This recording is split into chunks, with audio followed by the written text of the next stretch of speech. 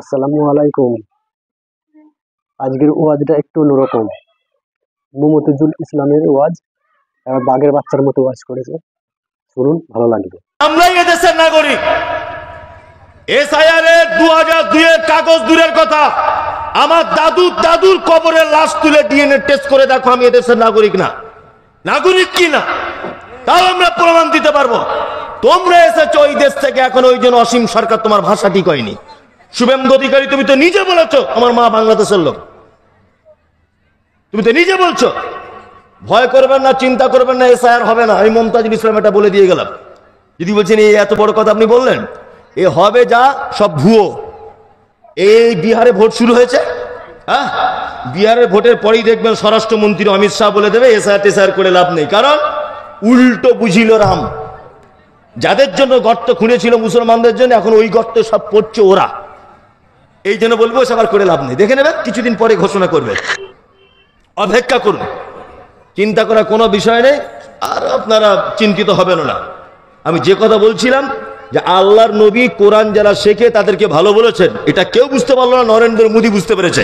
তার একটা প্রমাণ আপনাদেরকে বলি। সরকারি পক্ষ সর্বক্ষণ দেখবেন মাদ্রাসা মসজিদ ভেঙে দেওয়ার জন্য সব সময় রেডি থাকে না? মাদ্রাসা ভেঙে দেওয়ার জন্য চক্রান্ত করছে না? করছে। আর কিছুদিন আগে বক্তব্য রাখছিলেন একজন অমানুষ, নাম বলবো না, মানে মানুষের রক্তর গায়ে মনে হয় না, বক্তব্য রাখতে রাখতে বলছে যে মাদ্রাসা থেকে আরবি শিক্ষাটা তুলে দিলে হয় না। ভালো করে বুঝবেন, কোরআন আর পড়িয়ে লাভ কি? পশ্চিমবাংলায় এখানে তো কোরআনের কোনো ভ্যাকান্সি নেই, আরবিকের তো ভ্যাকান্সি কিছু নেই, এখানে তো এদেশে আরবিক চলে না, তা আরবিটা তুলে দিলেই হয়। তা আমি পাল্টা কলকাতা রানী রাসমণি রোডে ওর বিরুদ্ধে বক্তব্য দিয়ে এসেছি, যখন ওয়াকাফ বিল যখন পরিবর্তনের হয়। দেখেছেন হয়তো সোশ্যাল মিডিয়াতে আমাকে বিভিন্ন জায়গায় বক্তব্য দিতে। আমি একটা কথা বুঝিয়ে দিতে চেয়েছি যে পশ্চিম বাংলা থেকে যদি আরবি সিলেবাস যদি তুলে দেওয়ার প্রয়োজন হয়, আপনারা দিতে পারেন, আপনাদের ক্ষমতা এখন হাতে আছে, আমাদের মাথা পেতে মেনে নিতে হবে, কিছু করার নেই। আমরা সংখ্যায় কম, আন্দোলন করেও কিছু করতে পারবো না, তেমন ফলাফল কিছু হবে না। তবে অন্তত পক্ষে ইতিহাসটা জেনে রাখা আপনাদের উচিত হবে। সারা পৃথিবীতে 57টি মুসলিম কান্ট্রি আছে। কটা? 57টি পিওর মুসলিম কান্ট্রি, 57টি। এর ভিতরে 23টি দেশ আছে, দেশের রাষ্ট্রীয় ভাষা হচ্ছে আরবি। রাষ্ট্রীয় ভাষা কি? আরবি। পিওর আরবিতে কথা বলে পৃথিবীর 23টা দেশ। তাহলে যে ভাষায় মুসলিমরা কোরআন তেলাওয়াত করে বা মাদ্রাসা আরবি পড়ায়, এই ভাষাটা পৃথিবীর কটা দেশে চলে? 23টা দেশে রাষ্ট্রীয় ভাষা। এবার আপনাদেরকে বলি, স্কুলে সংস্কৃত পড়ানো হয়? হয়? সংস্কৃত পড়ানো হয় স্কুলে, সংস্কৃত ভাষা। এই মুমতাজুল ইসলাম সোশ্যাল মিডিয়ার মাধ্যমে সারা ভারতবাসীর কাছে এটা আমার দাবি থাকলো, চ্যালেঞ্জ থাকলো, সংস্কৃত ভাষায় পৃথিবীর কোন দেশের মানুষ কথা বলে একটা প্রমাণ আপনি দেখান।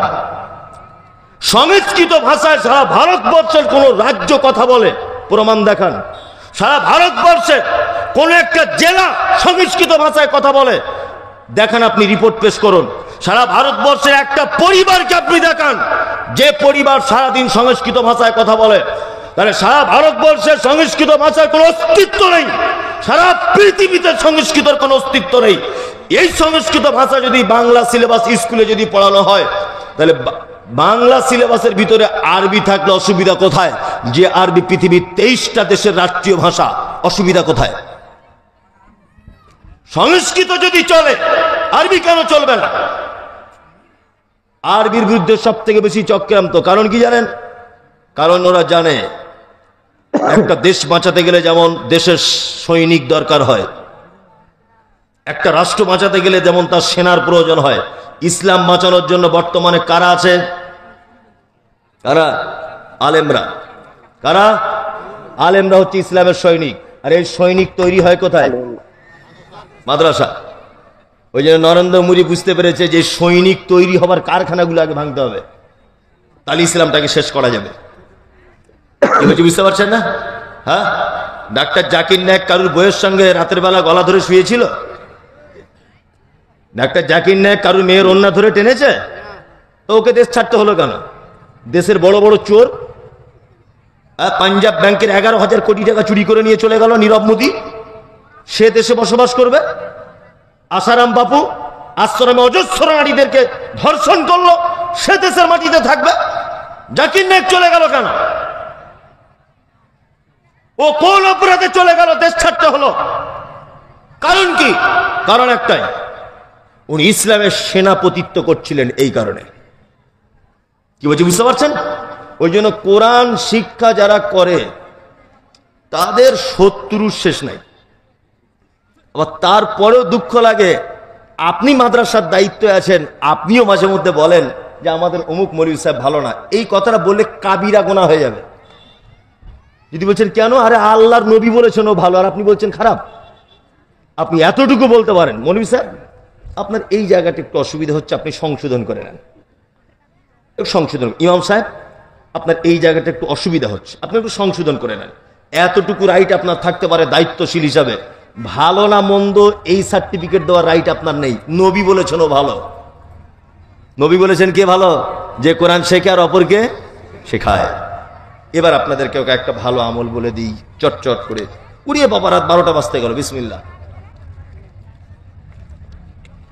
রাত 12টা প্রায়। আল্লাহ সুবহানাহু ওয়া তাআলা পবিত্র আল কোরআনের ভিতরে বলছেন, পৃথিবীতে 4টে গুণ যদি কোনো মানুষের ভিতরে থাকে, আমি তাকে বিশাল পছন্দ করি। কটা গুণ? 4টা। এক, আল্লাহ তাআলা বলছেন, আল্লাযীনা ইউনফিকুনা ফিস সাররাই ওয়াজ যাররাই ওয়াল কাযিমিনাল গায়যা ওয়াল আফিনা আনিন নাস আল্লাহু ইউহিব্বুল মুহসিনিন। 4টে কাজ যদি কোনো মানুষ করে, আল্লাহ তাকে বেশি পছন্দ করে।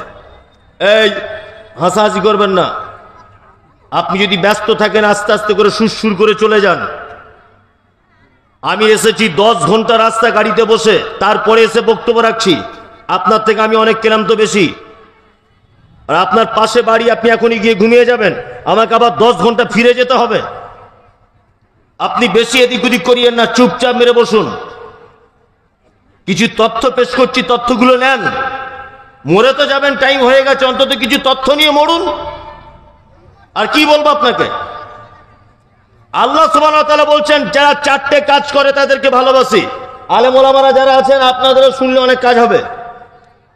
এক, যারা সচ্ছলতায় অসচ্ছলতায় দান করে আল্লাহ রাস্তায়। এই যে দানের বক্তব্য দেওয়ার স্পেশাল বক্তা আছে, ও দানের ভালো বক্তব্য দিতে পারে। আমি তো দানের বক্তব্য দিতে পারি না। আর দানের বক্তব্য শুনে শুনে কানে ঘা হয়ে গেছে না? মৌলভী সাহেবদের কাজ নেই, উঠেই শুধু দান করো, দান করো, রব্বানা আতিনা, ও আল্লাহ দয়াময় হাবিজাবি, অনেক কিছু, শুধু দান করো আর দান করো। আমাদের গ্রামে একটা লোক ঈদের নামাজ পড়তে যায়নি, ঈদের নামাজ পড়তে যায়নি। তা আমার চাচা হয় সম্পর্কে, তা ওকে বলছি, চাচা তুমি ঈদের নামাজ পড়তে গেলে না কেন? বলছে বাপ খুব দুঃখতে যায়নি। বলছে কেন? বলছে বাড়ি ঢুকলে বউ বলে এটা আনো সেটা আনো, ভয়ে মায়ের সাথে বাড়ি ঢুকতে পারি না। রমজান মাসে 2টো মেয়ের বিয়ে দিয়েছি, নাতিপুতি সবাই ফোন করে বলছে নানা এটা দাও ওটা দাও, সব জায়গায় চাওয়াচাবি। মানে রমজান মাস টোটালে আমার কাছে লোক চাইছে, গরিব ফকির মিসকিন সবাই। তা আমি যে একটু আল্লাহর ঘরে ঈদের দিনে গিয়ে চাইবো ঈদগাহে যে আল্লাহ আমায় কিছু টাকা পয়সা দাও, শালা ইমাম সাহেবরাও দেখছি নামাজের পরে বলছে মসজিদের উন্নতি কল্পে দাও। তা কোন জায়গায় কি আমি চাইবো? ওই জন্য নামাজের। এক, পৃথিবীতে সব থেকে ভালো মানুষকে, তার গুণ কি আর তার পুরস্কার কি, এই ব্যাপারটা একটু বোঝাবো। 2, পৃথিবীর সব থেকে নিকৃষ্ট প্রাণী আল্লাহ সুবহানাহু ওয়া তাআলার নিকটে কে বা কারা, আর তাদের গুণ কি, এবং তাদের শেষ থাকার জায়গাটা কোথায়, এইগুলো আমি আজকে আলোচনা করব ইনশাআল্লাহ। প্রথমে পৃথিবীর ভালো মানুষটা আগে বলি। সারা পৃথিবীতে একটা জিনিস সব থেকে বেশি মানুষ প্রতিযোগিতা করে, সব থেকে বেশি কম্পিটিশন করে, আমাকে ভালো হতে হবে। আমার আগে যিনি বক্তব্য রাখছিলেন, আমি ওনার স্টেজে 10 মিনিট ধরে শুনলাম, উনি কি বললেন এগুলো আমি সব ক্যাচ করলাম। আমি ভাবলাম যে উনি তো ওনার কণ্ঠ দিয়ে বক্তব্য রাখছেন, তা আমার তো কণ্ঠ নেই, তা আমাকে ওনার থেকেও ভালো বক্তব্য রাখতে হবে। আমার মনে না হলেও এটা কিন্তু আপনার ভাবনার জগতে একটা পরিকল্পনা হয় যে আমার তো গলার কণ্ঠ নেই, ওনার কণ্ঠ ছিল বলে লোক বসেছিল, তাহলে আমার কি জন্য বসে থাকবে লোক। আমি ভাবছিলাম তাহলে ওনার থেকেও আমাকে ভালো করে দিতে হবে। তার মানে সারা পৃথিবী আমাকে ভালো হতে হবে, এই প্রতিযোগিতা চলে। একটা শ্বশুর দিন রাত চেষ্টা চালিয়ে যাচ্ছে আমার 5টা বৌমার কাছে আমি ভালো হব।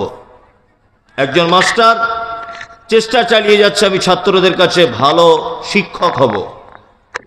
একজন স্বামী চেষ্টা চালিয়ে যাচ্ছে আমার স্ত্রীর কাছে আমি উত্তম স্বামী হব।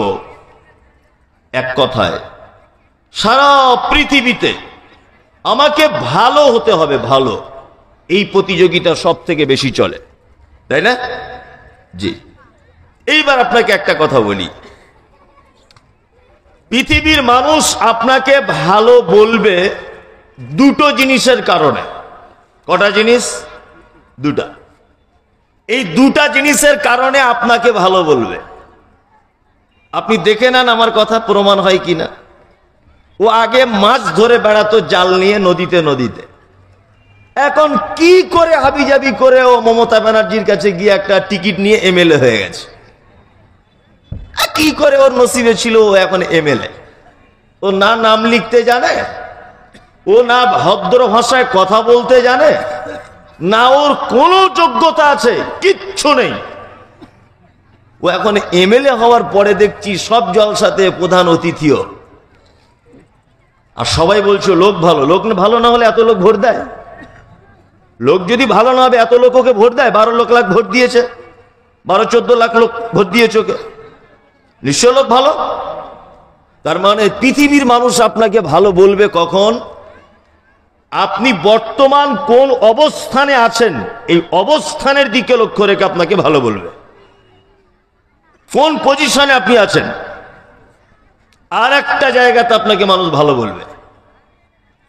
ও আগে আইসক্রিম বিক্রি করত, ওকে কেউ চিনে না আর চিনতও না। ও হঠাৎ করে এখন লটারি কেটেছিল, 25 কোটি টাকা পড়ে গেছে হঠাৎ করে। মাদ্রাসা, মসজিদ, মৌলভী সাহেব, হাফেজ সাহেব অন্ধ, মানে কানা খোঁড়া ল্যাংড়া, বেটির বিয়ে হাবি যাবি, 10,000 10,000 20,000, এলাকায় বিশাল নাম, দানির বেটা দানি। জলসা হচ্ছে, প্রধান অতিথি অমুক সাহেব, মসজিদের কমিটিতে ওর নাম আগে আসছে, ঈদগার কমিটিতে ওর নাম আগে, কেউ মারা যাচ্ছে ও তার সেক্রেটারি, ও কবর খোঁড়ার সেক্রেটারি, সব কাজেরও সেক্রেটারি। অথচ পাছায় লাথি মারলেও নাম লিখতে পারে না। তার মানে বুঝতে পারা যায় মানুষ আপনাকে ভালো বলে আপনার অর্থ যদি প্রচুর থাকে। আপনার অর্থ যদি প্রচুর থাকে, তার একটা প্রমাণ আপনাকে বলি। দেখুন, আপনারা 4 ভাই, আপনার বড় ভাইয়ের সব থেকে টাকা বেশি। আপনার মা দেখবেন ওর ছেলেকে বেশি কোলে নিয়ে ঘোরে, দেখবেন। আর ওর বইয়ের ব্যাপারে বলে এটা আমার লক্ষ্মী বউ, অথচ ঘোড়ার ডিম কিছুই না, ও ছেলের টাকা বেশি আছে তাই। আপনি 5 ওয়াক্ত নামাজি, কপালে দাগ হয়ে গেছে, গাঁটের উপরে কাপড় পরেন, 5 ওয়াক্ত সালাত আদায় করেন, আপনি হারাম হালাল তামিজ করেন, কিন্তু দুর্ভাগ্য আপনি ফুচকার ব্যবসা করেন। তা আপনি যে মেয়েটাকে বিয়ে করেছেন, যে মেয়েটাকে, ওর মাকে যদি জিজ্ঞাসা করা হয় তোমার 4টে জামাই, কোন জামাইটা ভালো? বড় জামাই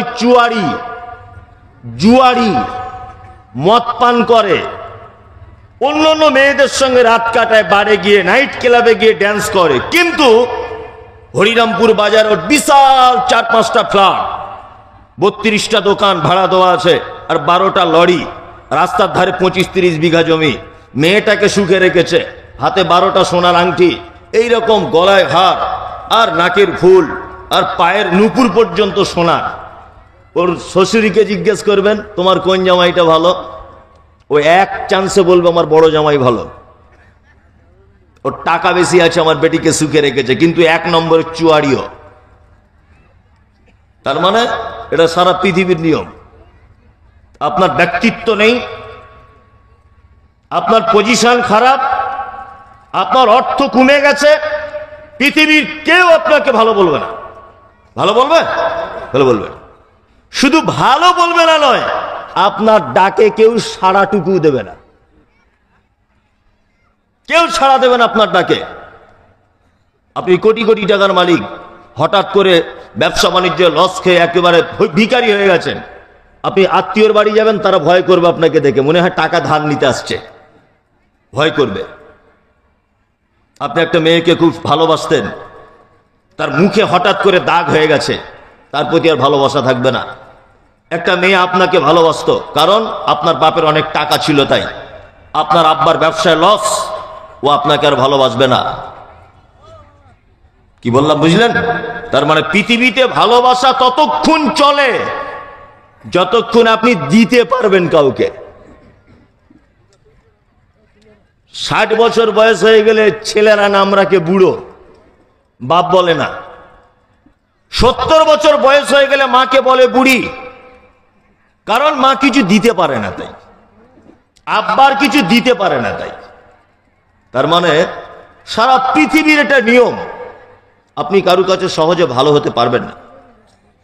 আচ্ছা, মানুষ যদি আপনাকে ভালো সার্টিফিকেটও যদি দিয়েই দেয়, আচ্ছা বলুন তো, এতে আপনার উপকার ক্ষতি কিছু হয়? হয়? আমি বক্তব্য দিয়ে নামলাম, 20 জন লোক আমাকে বলছে সাংঘাতিক বক্তা, সাংঘাতিক বক্তা। আরে এর মতো বক্তা নেই, এর বুকের পাটা কত। ও যে বলছে ভ্যাত ভ্যাত করে, এতে আমার কোনো ক্ষতি বা উপকার হচ্ছে? কিছুই না, ও ফালতু বলছে। আর 10 জন লোক যদি বলে এ বাজে বক্তা, একদম খারাপ, থার্ড ক্লাস, এলাকাতে আর ডাকিস না, ও তোর বলাতেও কিছু নাই, তোর ভালো বলাতেও কিছু নাই, ও বেকার। আমার কোনোদিনই ডেট ফাঁকা নেই, তুই খারাপ বললেও কি আর না বললে কি। কি বলছি বুঝতে পারছেন? তার মানে আপনার ভালো মন্দ বলাতে আমার কিছু যায় আসে না, আছে না। এবার আপনাকে একটা কথা জিজ্ঞাসা করছি, বক্তব্যটা শেষ পর্যন্ত শোনার বিনীত অনুরোধ করছি, শেষ পর্যন্ত শুনবেন। আচ্ছা, আল্লাহ যদি কোনো মানুষকে বলে এই লোকটা ভালো, আল্লাহ যদি বলে এই লোকটা ভালো, আচ্ছা বলুন তো, আল্লাহ যদি ভালো বলে, তাহলে এই লোকের জীবনে সাকসেসফুল কামিয়াবি আসবে কি আসবে না? কারা কারা বলছেন আসবে বলুন, তাহলে একটা জাদু দেখাচ্ছি আপনাকে আমি। আসবে? আসবে। আল্লাহু আকবার। ওই জন্য আমি বলি যে অন্তত পক্ষে সারাদিনে 10 মিনিট কোরআনটা পড়ুন, 10 মিনিট পড়ুন। আপনি মোবাইল ঘাঁটুন, আপনি যা পারবেন করুন, 10 মিনিট কোরআন মাজিদটা পড়ুন। তিবিয়ান লিকুল্লি শাই। আল্লাহ বলছেন এমন একটি বিষয় নেই যে বিষয়টা আমি কোরআন মাজিদের মধ্যে লিপিবদ্ধ করিনি, প্রতিটা বিষয় বলে দিয়েছি। নাহনু নাকুসসু আলাইকা আহসানাল কসাস বিমা আওহাইনা ইলাইকা হাযাল কোরআন। সারা পৃথিবীর লেখকদের লেখা যত গদ্য, পদ্য, কবিতা, উপন্যাস যা কিছু আছে, আল্লাহ বলছে পৃথিবীর চূড়ান্ত এবং শ্রেষ্ঠ কথা কোরআন মাজিদে বর্ণনা করেছি। যত লাইলা মজনুর গল্প, প্রেম ভালোবাসার গল্প, হাতির গল্প, বাঘের গল্প, সিনেমার গল্প, জঙ্গলের গল্প, যত গল্প সারা পৃথিবীর কেতাবে পাওয়া যায়, আল্লাহ বলছে কোরআনে যে কাসাস, যে ঘটনা, যে গল্প আমি বর্ণনা করে দিয়েছি, পৃথিবীর কেউ এই ঘটনা, এই গল্প লিখতে পারে না।